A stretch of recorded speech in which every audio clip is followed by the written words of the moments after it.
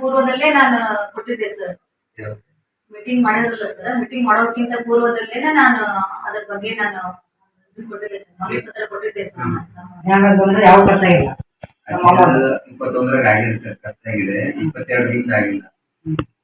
22, 23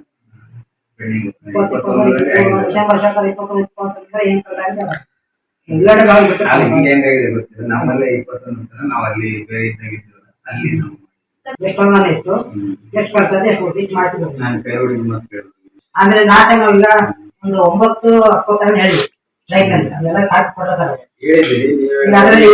ಸರ್ಕಾರದ ಆದೇಶದಲ್ಲಿ ಅಲ್ಲಿ ತಿದ್ದುಪಡಿ ಆಗಿ ಬಂತಂದ್ರೆ ನಾವು ವೈಯಕ್ತಿಕ ಸೌಲಭ್ಯ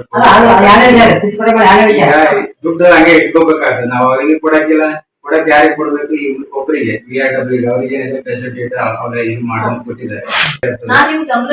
ಗಮನಕ್ಕೆ ಇದೆ, ನಮ್ಗೆಲ್ಲ ಮಾಡ್ಬೇಕು ನಾವು ಮಾಡ್ತೀವಿ. ನೀವು ಆಲ್ರೆಡಿ ಲೆಟರ್ ಕೊಟ್ಟಿದ್ದೀರಲ್ಲ, ಮಾಹಿತಿ ನೀವೇನು ಕೊಟ್ಟಿದ್ದೀರಲ್ಲ, ಅದಕ್ಕೆ ಅದು ಕೊಟ್ಟಿದ್ದೀರಿ. ನಾವು